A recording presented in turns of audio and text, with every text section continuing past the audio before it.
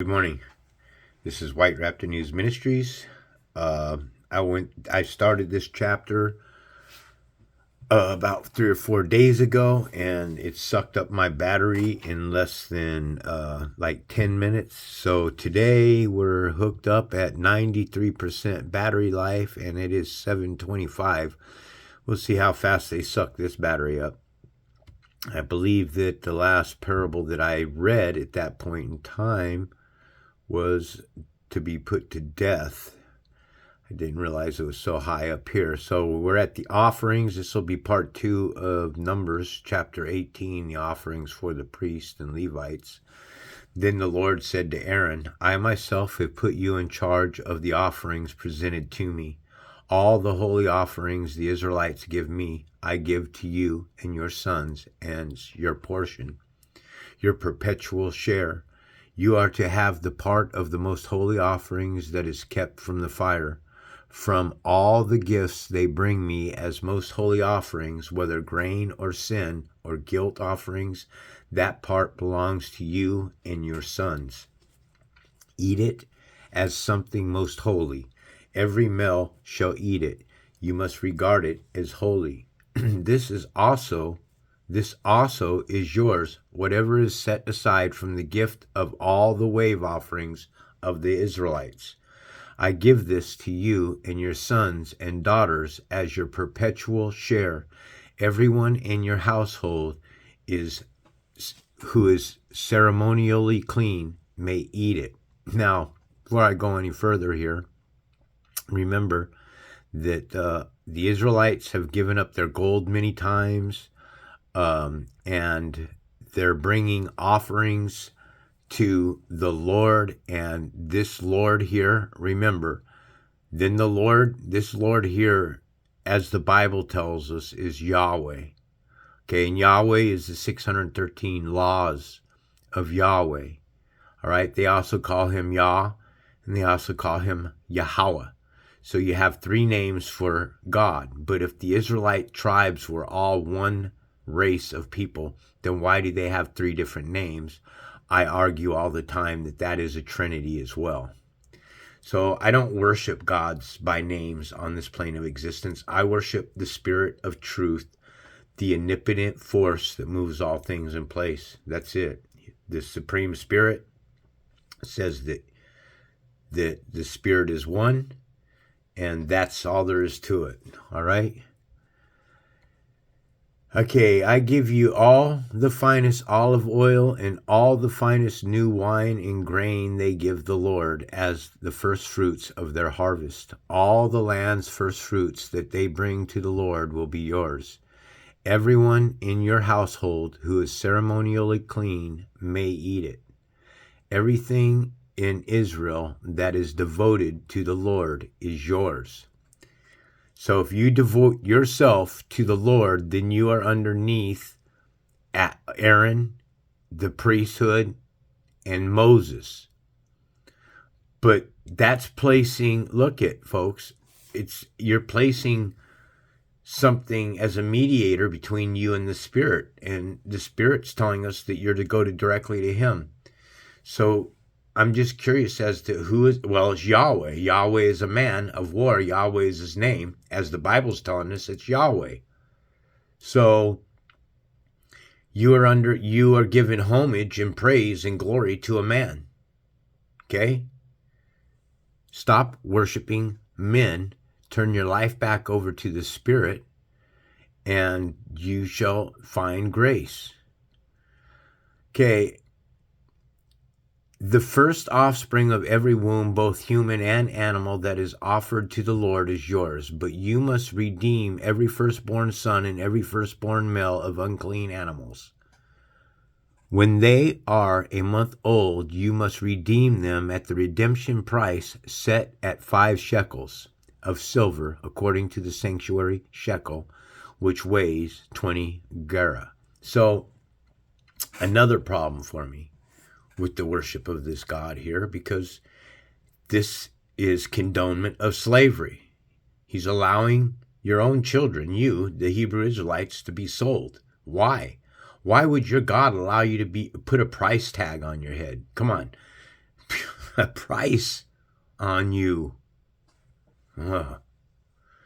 But you must not redeem the firstborn of a cow, a sheep, or a goat. They are holy. Splash their blood against the altar and burn their fat as a food offering, an aroma pleasing to the Lord. Now, do you think that this aroma is pleasing to the Spirit, the Supreme Spirit, which is outside of time, matter, and space? Okay, or was it something that was maybe permitted? Or was it something that was given permission? Those are things to think about. Their meat is to be yours, just as the breast of the wave offering and the right thigh are yours. Whatever is set aside from the holy offerings the Israelites presented to the Lord, I give to you and your sons and daughters as your perpetual share. It is an everlasting covenant of salt before the Lord for both you and your offspring. The Lord said to Moses, or to Aaron, you will have no inheritance in their land, nor will you have any share among them. I am your share and your inheritance among the Israelites. I give to the Levites all the tithes in Israel as their inheritance in return for the work they do while serving at the tent of meetings. And this is an indoctrinated parable as well, okay? I don't care what anybody says. I have a completely different line of sight when it comes to tithes, all right? Tithes was not something that was given 10% to men. Tithes was something that our body creates inside of us, an oil that's produced in the corpus callosum, which we're supposed to give back to the Lord by living unriotous lives, by walking righteous lives, not drinking, not doing drugs and partying and doing all the things that kill this oil that's produced inside of our brain, the chrism, the Christos, the Christ, which is the living oil. Okay, so tithings has nothing to do with money, folks. That's my shit. I think that a community of people would love to hear something like that. Oh, you don't have to give tithes? No, you shouldn't have to give tithes. Why would you make somebody else rich, man? You work your ass off in a slave world and you can barely make ends meet, and you're going to give your money away to a priest so that they can live fat and high off of the hog? No, man, it's not the way it was meant to be. That's all slavery. If you allow yourself to be ruled by a priest, then you are under a slave. You are a slave. Okay? For the work they will do while serving at the tent of meetings. From now on, the Israelites must not go near the tent of meetings, or they will bear the consequences of their sin and will die. So even to come near now the tent of meetings, you're going to die. You're God's chosen people. He's taken a census of you. He knows your numbers. He's done all this thing. He tells you his people. And now he's telling you that he doesn't want you around the tent of meetings. And if you come around the tent of meetings, he's going to kill you. Sounds like a God I'd love to worship. It is the Levites who are to do the work of the tent of meeting and bear the responsibility for any offenses they commit against it. This is a lasting ordinance for the generations to come. They will receive no inheritance among the Israelites. Instead, I give to the Levites as their inheritance the tithes that the Israelites present as an offering to the Lord.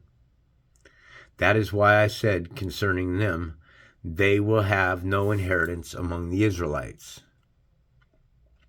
The Lord said to Moses, speak to the Levites and say to them, when you receive from the Israelites the tithes I give you as your inheritance, you must present a tenth of that tithe as the Lord's offering. Your offering will be reckoned to you as grain from the threshing floor or juice from the winepress. In this way you always will present an offering to the Lord from all the tithes you receive from the Israelites. From these tithes you must give the Lord's portion to Aaron the priest. Now remember folks, Aaron, while Moses was up receiving the commandments, the 10 commandments on the tablets for 40 days, Do you think possibly that 40 days up there in the mountains would give Moses time to carve these tablets himself? Do you think it would really take 40 days to collect the laws and commandments of God? Or do you think that maybe he had to use some tools and it took him 40 days just to carve the tablets himself? And that these laws, these moral laws that came from the Supreme Spirit, are coveted as our commandments to do what is right. Always keep that in mind. Okay, your offering will be reckoned to you as a grain from the threshing floor or juice from the winepress. In this way, you also will present an offering to the Lord from all the tithes you receive from the Israelites. From these tithes, you must give the Lord's portion to Aaron the priest.